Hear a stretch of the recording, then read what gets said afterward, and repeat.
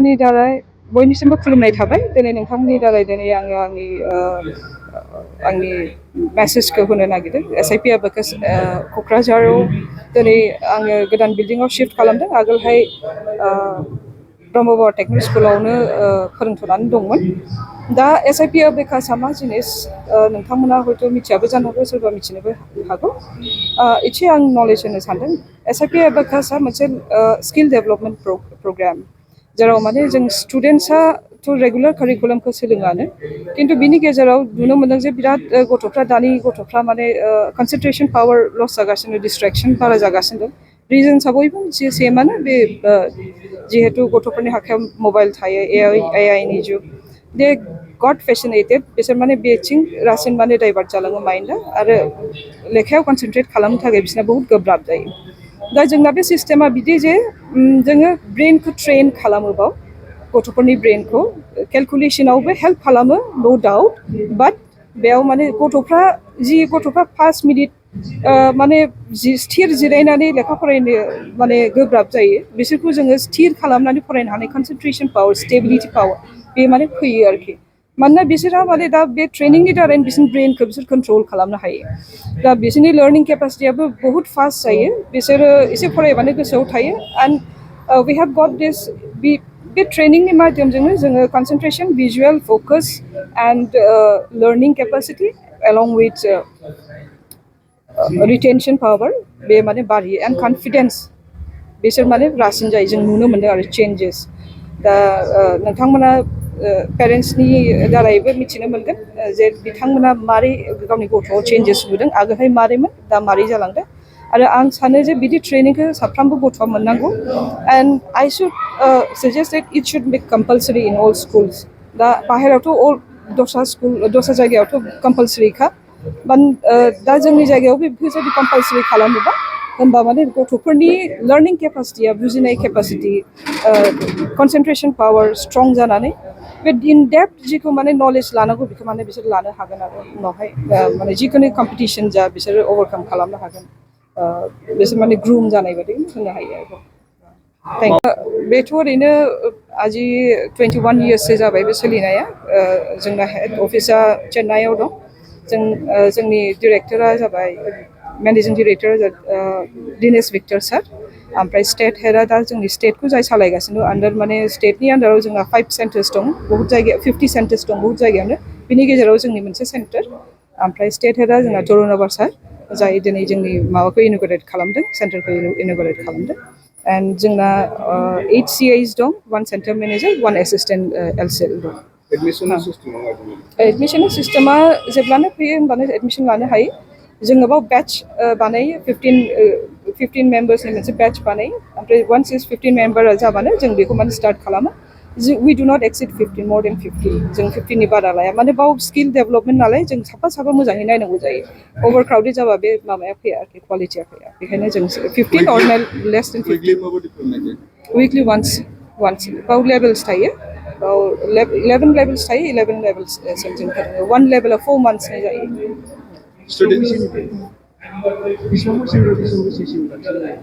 6 years to 12 years 6 बोसोरनिफ्राय 12 बोसोरसिम दासिम स्टुडेन्टनिफ्रायथ' बहुत मोजां फिडबेक मोनदों जोंहा दा ग्रेन्ड मास्टार लेभेलसिम सहैबाय दा लास्ट जोबथाय सोलोंथिसिम सहैबाय आरोखि दा जायफोर दा जोबथाय सोलोंथिसिम दंहैयो बिसोरनि पारफरमेन्सआ बहुत ब्राइट बिसोरनि बहुत हाई बिसोर उइदिन सेकेन्ड बिसोर माल्टिप्लिकेसन बिसोरो 3 डिजिट नाम्बारनि बिसोर एन्सार होनो हायो 10 र'सनि 20 र'सनि साम्सखौ बिसोरो सेकेन्डआवनो एन्सार होनो हायो बेबायदि स्किल्स बिसोर डेभेलप जाबाय दा वी केन से they are like calculator now human calculator thank you actually बे मा जादों जेब्ला जों माने कोविड पिरियड जाबाय बे कोविड पिरियड समाव गथ'फोरा माने मा होनो गावखौ माने मबाइलाव बांद्राय बेस्थ' दोननायाव ओमफ्राय फरायनायाव बांद्राय गोसो जायैयाव ओमफ्राय बे समावनो क'क्राझाराव बे SIP सेन्टारा इन्ट्रडाक्सन जादोंमोन आरो बे इन्ट्रडाक्सन जाजेननायावनो जोंबो जोंनि फिसाखौ माने गिबियै बेवहाय एडमिसन होनाय जादों ओमफ्राय आंना फिसाया बे समाव माने माबायावल' फरायनायमोन क्लास 2आवल' फरायदोंमोन बेयो क्लास 2आव फरायनायावनो बेखौ बेहाय SIP एबाकास सेन्टाराव बेखौ एडमिसन होनाय जादों फार्स्टआव बिसोर अनलाइन क्लास जादोंमोन मानो होनबा बे समाव कभिड पिरियड सोलिबाय थादोंमोन नालाय जे बिसोरो अफलाइन लानो हायाखै बिसोरखौ अनलाइनावनो क्लास लानाय जादोंमोन ओमफ्राय अनलाइन लानाय समाव बिसोरो बांद्राय बुजियाखैमोन बेनि उनाव जेब्ला कभिड पिरियडा बन्द जाबाय बिसोरो अफलाइन क्लास लानो हानाय जाबाय अफलाइनाव बिसोरखौ जोबोद मोजाङै बुजायनानै होबाय ओमफ्राय आं ओरैबायदि गोजोननाय मोनदों मानो होनबा बियो आंनि फिसाया जेनेबा बियो जिहेतु फार्स्ट बेवहाय एडमिसन लानाय बियो ओरैबायदि डेभलप जाबाय मेथ्सआव साननायाव बिनि माबाया मा होनो बिनि मेन्टेलिटि जि माबा आरोखि मा होनो मेचिउरिटि बे मेचिउरिटिया स्ट्रं जाबाय आरोखि ओमफ्राय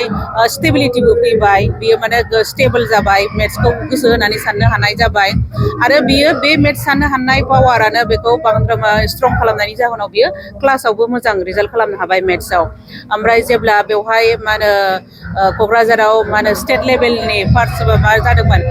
मेथ्स जिनियास कम्पिटिसन जादोंमोन बेवहाय बियो हायेस्ट मार्क मोननानै डाबल मेडेलबो मोननो हादों बेयो जोङो माने प्राउड फिल खालामहोदों आरोखि मानो होनबा बियो जानो हानाय नङामोन जुदि बियो SIP आव एडमिसन लायामोनबा SIP नि टेकनिकजों एबाकासनि टेकनिकजों बियो मेथ्सखौ सानामोनबा दा बेवहाय माल्टिपोल खालामनायाव बेवहा मा होनो डिभिजन खालामनायाव बेहा माने जोबोद गोरलै जायो आरोखि बेयो बिराद मोजां प्रब्लेमा बे मोनसेल' जोंनिया माने गथ'फोरा मा होनो मोनसे बुस्थुखौ गोबाव सम लानायनि उनाव मोनसे समाव बानाय फैलाङो ओमफ्राय नाथाय बे SIP एबाकासाव माने गथ'फ्रा बाया आरो मानो होनबा टेकनिका गोदान मोनबाय थायो नालाय ओमफ्राय बेखौ बिसोरो क्लासनि माबाफ्रावबो माने एगजामफ्रावबो क्लासनि माने लेसनफ्रावबो एप्लाइ खालामनो हायो बेनो जोंनि थाखाय पेरेन्टसनि थाखायबो सेटिसफेक्सन आरो गथ'नि थाखायबो सेटिसफेक्सन आरो गार्जेन हिसाबै बिराद मोजां औ जोङो सेटिसफाइड मानो होनबा जों जिखौ लुबैदोंमोन जोंनि गथ'आ जेरैबायदियै डेभलप जानायखौ लुबैदोंमोन जोङो स्टेबल जानायखौ लुबैदोंमोन मानो होनबा SIP आ नट अनलि मेथ्स आरो बियो माने मानसिखौबो माने बिनि मेन्टेल माबाखौबो पजिसनखौबो स्टेबल खालामो आरोखि माने बियो मा होनो गुबुनफोरबायदि माने जेनेबा गेलेनायनि गेजेरावबो बियो माबा खालामनानै थाया आरो माने गेलेनायनि गेजेरावबो बियो मेथ्सफोरखौ सानबाय थायो बा माबा माबि सिन्था खालामबाबो बेनाव बे स्टेबिलिटिया फैयो आरोखि बे नट अनलि मेथ्स आरो गासिबो साबजेक्टआवनो बेनाव स्टेबिलिटि फैयो आरोखि फरायनो हानाय बा बाथ्रा बुंनो हानायनि बे माबाया फैयो मेचुरिटिया फैयो बेनि थाखायनो जोङो गार्जेन हिसाबै माने मस्ट सेटिसफाइड आरोखि मानो होनबा साफ्रोमबो जुदि गार्जेना फिसानि मोजांखौ सिन्था खालामखायो आरो जोङो फिसानि मोजां सिन्था खालामनानै बे SIP एबाकासाव एडमिसन लाहोदोंमon आरो बेवहाय जोङो दिनै साक्सेसफुल होननानै जों गावनो सेटिसफाइड आरोखि নমস্কাৰ আজি আমাৰ ইয়াতে কোকৰাঝাৰত আমাৰ SIP আবাকাছ চেণ্টাৰটো ৰিএনিগুৰেট আমি কৰিলোঁ ইয়াতে বহুত আগতে আৰম্ভ হৈছিলে 3 বছৰ আগত লকডাউনৰ পিছত নৱেম্বৰ মাহত 2021ত আমাৰ ব্ৰহ্মবাবা টেকনো স্কুলত আছিলে চেণ্টাৰটো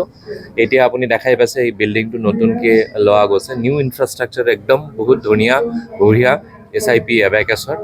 আমি SIP এবাকাছ বস্তুটো অকণমান কৈ দিওঁ কি হয় বস্তুটো আমি বাচ্চাক স্কিলছ শিকাওঁ এবাকাছৰ মাধ্যমত তাত মানে বাচ্চাৰ স্কিলছ ক'বলৈ গ'লে first of all maths second concentration attention আৰু ভিজুৱেল মেমৰি এইটো বহুত ডাঙৰ হৈ যায় ভাল মানে ডেভেলপ কৰে তো সেইটোৱে আমি ইয়াতে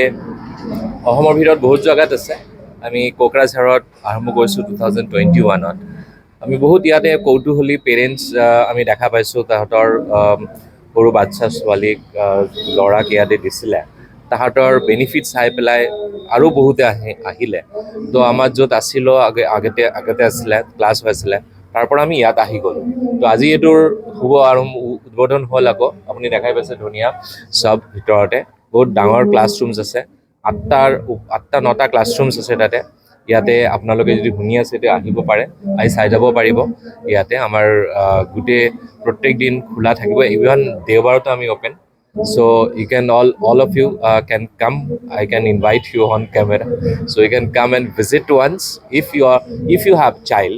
6 years to 12 years and if you want your child to be a genius in future or very good in maths and if you want your child to go and crack the entrance exams so definitely this program will tremendously help them in the future because that kind of skills we actually teach in this program. So ধন্যবাদ ইয়াতে যিমানে মানুহ হৈছে তাহাঁতৰ কাৰণে আমাৰ বহুত ধন্যবাদ থাকিল আৰু বেষ্ট উইচেছ যোনে যোনে শুনি আছে ইয়াতে thank you very much course আমাৰ ষ্ট্ৰাকচাৰ্ড কোৰ্চ হয় পেটাৰ্ণটো সৰু বাচ্চাৰ কাৰণে আমাৰ জুনিয়ৰ SIP আবাকাছ প্ৰগ্ৰাম আছে সেইটো ইণ্টাৰনেশ্যনেলি ৰিচাৰ্চ প্ৰগ্ৰাম হয় বিভিন্ন ধৰণৰ এক্টিভিটি আমি তাত কৰাওঁ আৰু থ্ৰু এক্টিভিটিজ বাচ্চা সৰু সৰু ল'ৰা ছোৱালী ক্লাছ 1ত বা 2ত পঢ়ে তেওঁলোকক আমি এই স্কিলটো ডেভেলপ কৰোঁ তাৰপিছত আৰু 3টা মডিউল আমাৰ থাকিব টোটেল 4 মডিউলছ এটা মডিউলত 4টাকে লেভেলছ আছে মানে টোটেল আমাৰ যদি আপুনি কাউণ্ট কৰে 14 লেভেলছ এটা বাচ্চা ক্লাছ 1 বা 2ত যদি পঢ়ে আৰু আমাৰ ইয়াত সোমায় তেওঁলোকক কমপ্লিট সম্পূৰ্ণ কৰিব লাগিব আৰু এটা মডিউলত আমাৰ 1.5 বছৰ মানে 18 to 20 months মান লাগিব এটা মডিউলত তেনেকুৱা 4টা মডিউল আছে junior module foundation module advance module আৰু আমাৰ গ্ৰেণ্ড মাষ্টাৰ মডিউলটো মানে একদম হাইলি স্কিল মডিউল তো টোটাল আমাৰ লাগিব ধৰক 5 বছৰমান লাগিব কোৰ্চটো কমপ্লিট কৰোঁতে